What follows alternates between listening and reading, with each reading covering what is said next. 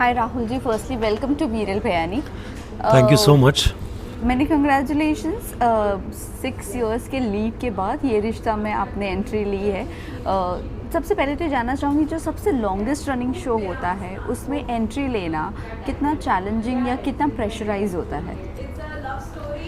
Challenging होता है definitely. बहुत सारी चीज़ें ऐसी होती हैं जो आपसे एक्सपेक्टेशंस होती हैं कि आप बहुत कमाल का कुछ करके जाएंगे या जितना लोगों ने पिछला कमाल किया है उस कमाल में आप कहीं ना कहीं फिट कर पाएंगे, उतना अच्छा कर पाएंगे नहीं कर पाएंगे. वो सारी चीज़ें बहुत मैटर करती हैं. बट यहाँ पर मैंने ऐसा कुछ प्रेशर लिया नहीं था क्योंकि मुझे ये पता था कि जो चीज़ दी जाएगी हम उसको कोशिश करेंगे कि बेस्ट टू बेस्ट वो चीज़ करके दें.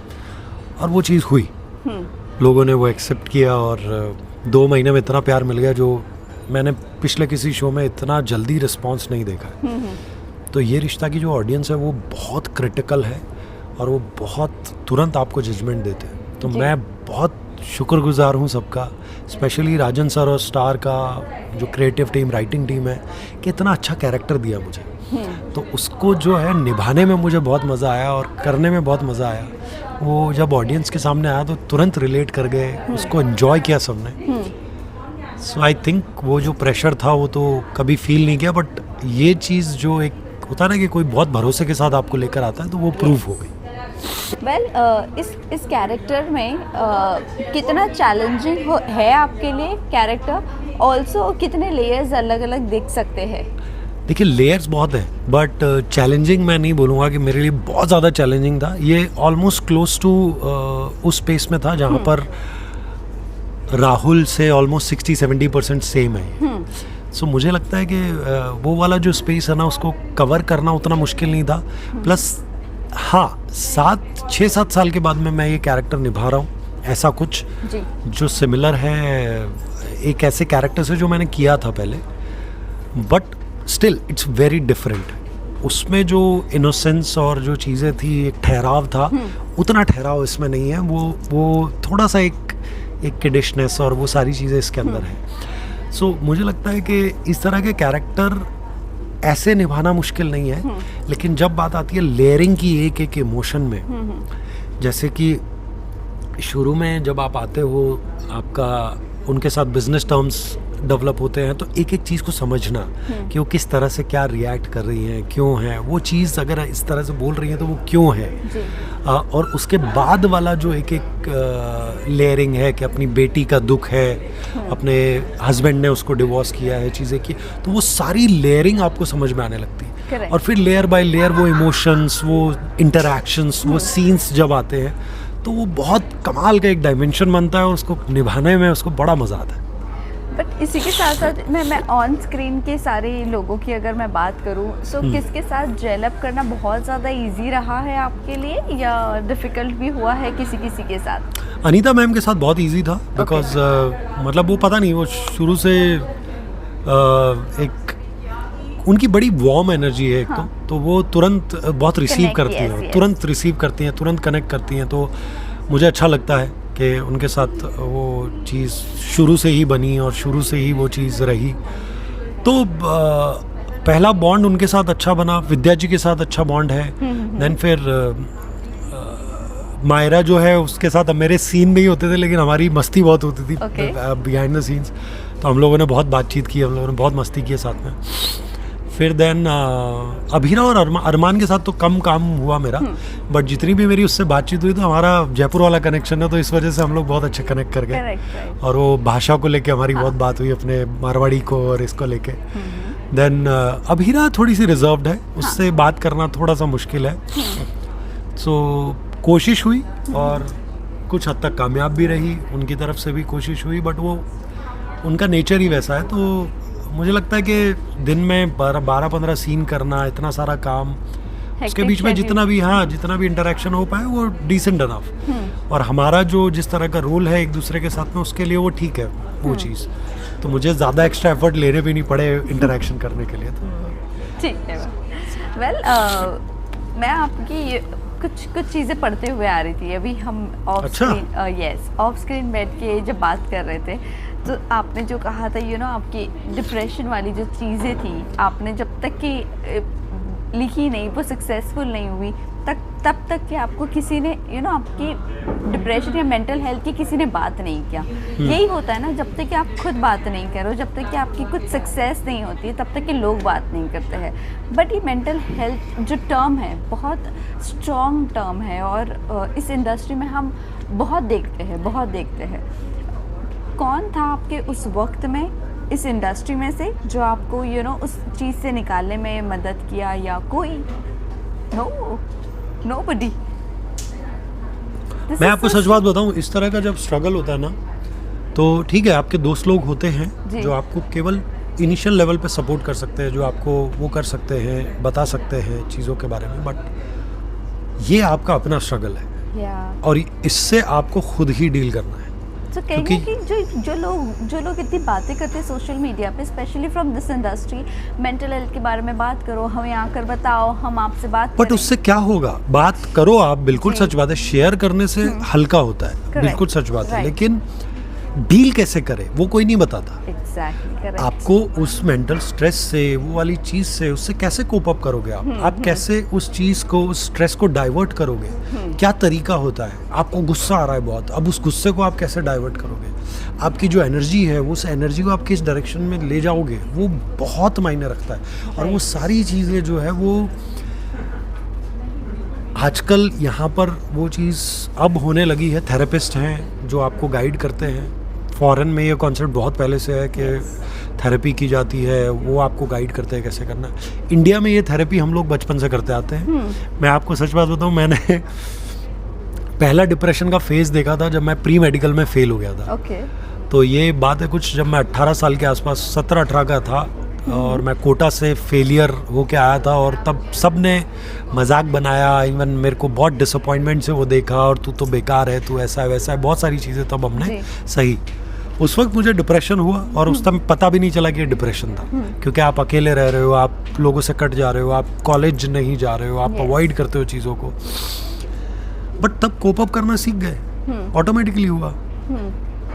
तो तब टर्म्स पता नहीं थी, लेकिन उस चीज़ को घुट घुट के कैसे कैसे करके करके वो चीज़ समझ में आ गई थी। आज वो चीज़ इतनी वोकल है, उसके बावजूद सुसाइड आज ज़्यादा हो रहे हैं, चीज़ें आज ज़्यादा परेशान करती हैं, क्योंकि बात करने से नहीं होता है, वो आपको खुद को सॉल्यूशन निकालना है। आप किसी पर डाल नहीं सकते, आप डिपेंड नहीं हो सकते, आप अपना बोझा किसी और के कंधे पे नहीं रख सकते।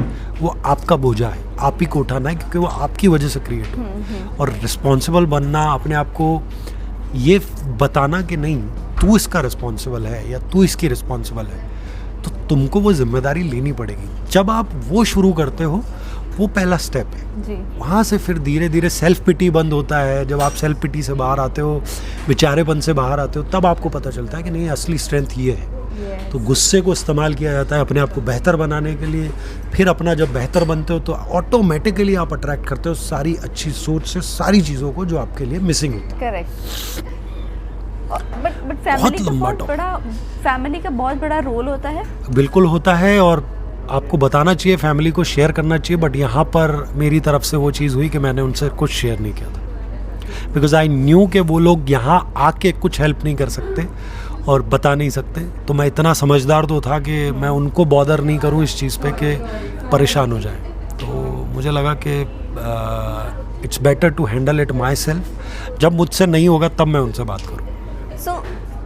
कभी कभी कहते हैं ना, जब बुरा वक्त आता है तो सारी बुरी चीज़ें एक साथ होती है इंसान सब हुआ था की मेरे लाइफ साथ में। तो ये जो फेज था आपकी लाइफ में, ये जो फेज था आपकी लाइफ में, वो जस्ट बिकॉज ऑफ, कह सकते हैं, रिजेक्शन यू हैव फेस्ड? नहीं, it's not only rejection, it's combination of everything. पहली चीज़ जो हुई कि करियर वाइज मैं 8-9 शोज़ में सेलेक्ट हुआ, रिजेक्ट हुआ, निकाला गया। और एंड मोमेंट पे जब आपको सेलेक्ट कर लिया जाता है और अचानक से अगले दिन आपका शूट हो रहा होता है, बोला जाता है कि शूट है, और फिर कॉल टाइम नहीं आता, आपको बोला जाता है कि बताया भी नहीं जाता, आपको रिप्लेस कर दिया जाता है। इस तरह की चीज़ें आपको डिस्टर्ब करती है। फिर उसके बाद अगली बार क्या होता है कि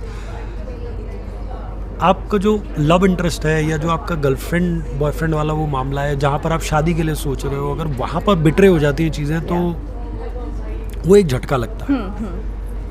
फिर उसके बाद फाइनेंशियली अगर आप ब्रोक होने लगते हो, चीज़ों में कमज़ोर होने लगते हो, तो वो एक झटका लगता है। अब ये सारे झटके अगर आपको एक साथ लग रहे हो तो आप क्या करोगे? तो वहाँ पर वो चीज़ बड़ी क्रिटिकल हो जाती है, जब संभालना मुश्किल हो जाता है। और मेंटल प्रेशर इतना ज़्यादा होता है कि आप उस चीज़ को हैंडल नहीं कर पाते। और पहली बार जब वो सिचुएशन होती है सामने, तो आपको खुद को समझना God bless. खुद को समझना पड़ता है कि किस तरह से आप हैंडल करो। तो उस प्रोसेस में थोड़ा टाइम लगता है। उस प्रोसेस में आप धीरे धीरे आगे बढ़ते हो, समझते हो। मुझे लगा 1.5-2 साल, 2.5 साल लगे। God bless you. So अब ये सारी चीज़ों से स्ट्रॉन्ग हो चुका है। God bless you. मैं इसी के लिए बना ही नहीं। अच्छा। वेल अब आप कितने स्ट्रॉन्ग हो चुके हो ये सारी चीज़ों को लेकर, या अब ये सोच लिया है कि ज़िंदगी में हार और जीत तो बनी हुई है? मुझे लगता है कि ये वाली चीज़ में स्ट्रॉन्ग आप अपने आप ही बन जाते हो जब इस तरह की घटनाएं घटती रहती है। करेक्ट। अब मैं ज़िंदगी को थोड़ा मतलब अननेसेसरी अपनी एनर्जी कहीं भी खर्च नहीं करना चाहता, ना ही फालतू के लोगों से मैं इंटरेक्ट करना चाहता, ना मैं लोगों से मिलना चाहता, ना कोई ऐसी बात जिसका ज़िंदगी में प्रोग्रेशन से मतलब नहीं हो, उन बातों को करना चाहता। तो मुझे लगता है कि जिन चीज़ों में कुछ अगर आपको कोई सिखा नहीं रहा है कुछ अभी, या कोई चीज़ आपको आगे बढ़ने की तरफ मोटिवेट नहीं कर रही है, तो फिर उन चीज़ों का कोई मतलब नहीं बनता। लाइफ में अगर आपको बोरियत हो रही है, ज़्यादा चीज़ें आपको नहीं समझ में आ रही है, तो आप घूमने निकल जाओ, ट्रैवल करो, आप जाओ, दुनिया देखो। अगर आपके पास कोई काम नहीं है, अपना खुद का कुछ चीज़ें करने लगो, कुछ चीज़ें सीखने लगो। वो ज़्यादा बेहतर है बजाय अपना टाइम ख़राब करने के किसी इंसान के पीछे। स्पेशली दोनों के लिए बोलूँगा, लड़के लड़कियाँ दोनों के लिए आज के टाइम में ये चीज़ बहुत ज़्यादा क्रिटिकल हो गई है। Focus on your work, focus on your self, make your self better, और इतना बेहतर बनाओ खुद को कि आप डिसाइड करो चीज़ों को, ज़िंदगी को किस डायरेक्शन में कैसे लेकर जाना है, ना कि किसी और की वजह से आपकी ज़िंदगी डिसाइड हो कि आप उस डायरेक्शन में मुड़ गए। इस इंडस्ट्री में किसे आप दोस्त अपना मानते हो? कोई एक ऐसा बंदा है जिसे आप फॉर एवर दोस्त मान सकते हो? फॉर एवर दोस्त कोई नहीं होता, कभी भी नहीं होता, और मेरे ख्याल से दुनिया में ये पॉसिबिलिटी ही नहीं है फॉर एवर दोस्त कोई हो। अच्छे दोस्त डेफिनेटली होते हैं, बहुत सारे हैं, अलग अलग दोस्त हैं, और इन दिनों में थोड़ा सा उन चीज़ों की कमी है, पर अच्छे दोस्त हैं इंडस्ट्री में। कुछ हैं जिनको मैं जानता हूँ। कभी कभी ये होता है कि ब्रेक आ जाता है एक बीच में, तो वो ब्रेक की वजह से आप फिर ये डाउट करने लगते हो कि अच्छे दोस्त हैं कि नहीं, बट फिर ये होता है कि वो ब्रेक होता ही है। अच्छे दोस्त मेनली वही कहलाते हैं इस इंडस्ट्री में जो ब्रेक के बाद भी अगर आप मिल रहे हो तो आप वैसे ही मिलो जैसे आप थे। और मुझे फ़र्क नहीं पड़ता आप कितने दिनों के बाद मिल रहे हैं, मुझे ये फ़र्क पड़ता है कि लोग सही रहें बस। वो जो भी है दूसरे एंड पे जो लोग हैं, जो मेरे दोस्त हैं, वो सब अच्छे से रहें, वो बेस्ट विशेज़ उन तक पहुंचती रहे। वेल, टेलीविज़न की अगर मैं बात करूं, टेलीविज़न में अभी बहुत ज़्यादा कंपटीशन बढ़ गया है। 3-3 महीने में शोज़ बंद होते जा रहे हैं और बहुत सारी चीज़ें हो रही है यहाँ पर टेलीविज़न में। आप किस तरह से सारी चीज़ें देखते हो? ऑल्सो जब आप शो लेते हो तो कैरेक्टर देखते हो, प्लॉट देखते हो, स्टोरी लाइन देखते हो, या प्रोडक्शन हाउस देखते हो, क्या देखते हो? आप सब कुछ देख लो फिर भी आप डिसाइड नहीं कर सकते कि आपको ये शो आप कर पाओगे कि नहीं। तो मेरा ये मानना है, मतलब डेफिनेटली आप सब चीज़ें कंसिडर तो करना ही चाहते हो, अच्छी चीज़, अच्छा स्टोरी है, वो प्रोडक्शन, सब कुछ आप करना चाहते हो, लेकिन मेरा ये मानना है कि आप शो को नहीं चुन सकते, शो आपको चुनता है। कोई भी प्रोजेक्ट हो, फिल्म हो, बड़े बड़े स्टार्स के साथ आप देखोगे कि ये फिल्म मैंने नहीं की, उससे फिर दूसरा कोई सुपरस्टार बन गया, तो वो केवल कोइंसिडेंस नहीं था, वो इसलिए कि उस प्रोजेक्ट को वो नहीं किसी और को चुनना था। तो चुनना प्रोजेक्ट के हाथ में और प्रोजेक्ट ऊपर वाले के हाथ में, कि वो होगा नहीं होगा, वो कैसे होगा, वो कोई नहीं जानता। कुछ ऐसी फिल्में हैं जो सुपर डुपर हिट हो सकती थी लेकिन वो डब्बे में पड़ी रह गई और वो ख़त्म हो गई। और कुछ ऐसे लोग जो सुपरस्टार हो सकते थे वो आए और चले गए, उनका पता भी नहीं चला कहाँ गए। सो इट मतलब मुझे अब मैं इन चीज़ों पर विश्वास ही नहीं करता। मुझे ये है कि डेफिनेटली चीज़ें डिसेंट होनी चाहिए, स्टोरी और चीज़ें कैरेक्टर्स डिसेंट होने चाहिए, बट ऐसा नहीं हो सकता कि आप डिसाइड करो कि ये चीज़ ऐसे होगी। वेल ये मोमेंट पे आपने ये रिश्ता जब आपको अपॉर्चुनिटी मिली, ये रिश्ता के लिए अप्रोच किया गया, ये मोमेंट पे आपका हाँ कहना, जब एक बहुत बड़ा शो आ रहा है, क्योंकि सास भी कभी बहू थी सीज़न 2, वो भी स्मृति ईरानी को लेकर आ रहा है, सो वही जो उनके फैंडम है वो फिर से एक बार वापस से अपने आप को कनेक्ट कर रहे हैं। सो हम भी कनेक्ट कर रहे हैं यार। ओह वाह, सो वो नहीं लगता कि बहुत बड़ा कंपटीशन है एक टीआरपी को लेकर? अच्छी बात है ना, कंपटीशन रहता तो मतलब और ज़्यादा अपने आप को पुश करने लगते हैं लोग। मैं सच बात बताऊं, कंपटीशन रहना बहुत अच्छी बात होती है। अगर कंपटीशन नहीं होगा तो आप किससे कंपटीशन कर रहे हो? Correct, right. आप कहीं कुछ है ही नहीं तो आप अपने आप को सुपीरियर मानने लगते हो ना। और ये तो ऑलरेडी शो नंबर 1 चल रहा है, ये अनुपमा दोनों आसपास ही रहते हैं ऑलमोस्ट। अब एक शो ऐसा आएगा जो बराबर टक्कर देगा, तो आप सोचो फिर क्रिएटिवली कितनी ज़बरदस्त लड़ाई है कि अब इसको ऊपर ले जाना है तो क्या करना है। So it's a healthy competition and 2 big producers are making very good shows, and when they are coming together and making something good, तो टेलीविजन का भला होगा इसमें, मुझे ये लगता है। Correct, right. वेल रिसेंटली जब हमने अनुपमा जी से मिले थे, रूपाली गांगुली से, तब उन्होंने एक बात की थी नेशनल अवार्ड को लेकर कि टेलीविज़न की सेलिब्रिटीज़ जो इतना काम करते हैं लेकिन उनके ऊपर कभी भी नज़र नहीं डाली गई है, कभी भी तवज्जो नहीं दिया गया है कि उनको भी नेशनल अवार्ड्स मिलना चाहिए, क्योंकि वो घर घर में है लोगों के। आपका क्या टेक है अबाउट नेशनल अवार्ड? आपको लगता है कि टेलीविज़न में से अब लोगों को आवाज़ उठानी चाहिए खुद के लिए भी? यार मतलब मैंने तो इससे पहले इस चीज़ के बारे में सोचा भी नहीं था, बट ये मुद्दा उन्होंने उठाया है तो ये बहुत अच्छी बात है, बिकॉज टेलीविज़न का कंट्रीब्यूशन ऑलमोस्ट 40 साल के ऊपर का हो गया है। मेरे ख्याल से 45 साल के भी ऊपर हो गया है। इतना बड़ा कंट्रीब्यूशन आपका एक इंडस्ट्री का आपके देश में है, इतना बड़ा इन्फ्लुएंस है उसका, और फिर भी ये कैटेगरी कंसिडर ही नहीं की गई आज तक, ना किसी ने इस बारे में बात की। ये बड़ा सोचने वाला मुद्दा है, और आज बात उठी है तो ये बिल्कुल मुझे सोचने के लिए मजबूर कर रही है कि ये तो सही कहा इन्होंने, तो डेफिनेटली ऐसा होना चाहिए, क्यों नहीं हो सकता। यस, बिकॉज ये बात भी मैं आपको बताऊँ कैसी उठी है। स्मृति ईरानी जी जब वापस आए हैं, कम बैक किए हैं आप उनके इतने बड़ी पॉलिटिशियन के सिटम से, उनका कहना ये है कि उनको भी देखना चाहिए जब वो वापस आए हैं तो कहीं ना कहीं उन्हें पता होना चाहिए हम कितना मेहनत करते हैं, तो ये हमें वहाँ तक के लेके जाए। Smriti Irani ji, what is your take on this? यार स्मृति जी को पहली बात तो बताने की ज़रूरत नहीं है कि कितना मेहनत लगती है, क्योंकि उन्होंने ऑलरेडी बहुत लंबे टाइम तक ये किया है, तो उनको पता है ये चीज़। बट हाँ, डेफिनेटली उनके हाथ में वो पावर अब वो होल्ड करती हैं तो उनको वो करना चाहिए, और अगर वो कर सकती हैं तो दैट विल बी ग्रेट। अगर वो हो जाएगा तो हमारी इंडस्ट्री का भला हो जाएगा, और क्या। वेल इसी के साथ साथ ये जानना चाहूँगी, अगर रियलिटी शोज़ के लिए आपको अप्रोच किया जाता है, वो कौन सा ऐसा रियलिटी शो जो आप करना पसंद करोगे? खतरों के खिलाड़ी, मास्टर शेफ, ये वाले शोज थोड़ा सा अच्छे लगते हैं। मास्टर शेफ और लाफ्टर शेफ? लाफ्टर शेफ भी अच्छा है, लाफ्टर शेफ भी इज गुड, वो भी एक अच्छा है जो फॉर्मेट है, बस जहाँ पर बेइज्जती नहीं हो एक दूसरे की, बस उतना मुझे वो चीज़ ज़्यादा अच्छी लगेगी। इसका मतलब अभी जो एक रियलिटी शो आया है पति पत्नी और पंगा, वहाँ पर आप नहीं जाना पसंद करोगे? मतलब अपनी बेइज्जती करवाने का तो बिल्कुल शौक नहीं है मुझे। मैं क्या है, थोड़ा सा सम्मान देने वाला और सम्मान लेने वाला आदमी, मुझे थोड़ा सा बुरा लगता है। और देखिए आज की सोच तो ये है, अब बहुत बार ऐसा होता है कि आपके अगले कुछ सालों में कुछ चीज़ें बदलती हैं, तो हो सकता है कि कुछ ऐसा हो जाए कि तब मैं कैपेबल हूँ वैसा कुछ कर पाने के, मेरे अंदर इतना बूता हो कि मैं वो चीज़ हैंडल कर सकूँ। तो मे भी हो सकता है तब मैं कर लूँ, बट अभी मेरे में वो बूता नहीं है कि मैं वो हैंडल कर पाऊँगा। मतलब मैं सच बोल रहा हूँ कि मैं जाके किसी की ना बेइज्जती कर सकता हूँ ना खुद की करवा सकता हूँ। ये बोला जाए कोई जाके बोल दे कि भाई कौन है तू तो।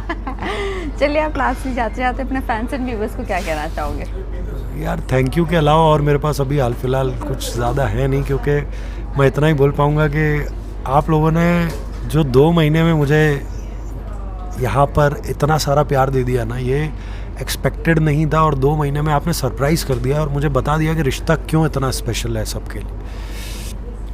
ये रिश्ता क्या कहलाता है, से आप लोगों का जो रिश्ता है उस रिश्ते में मुझे जोड़ने के लिए और मुझे एक्सेप्ट करने के लिए थैंक यू सो मच, और इतना प्यार देने के लिए thank you so much. Thank you so much, all the very best. Thank you.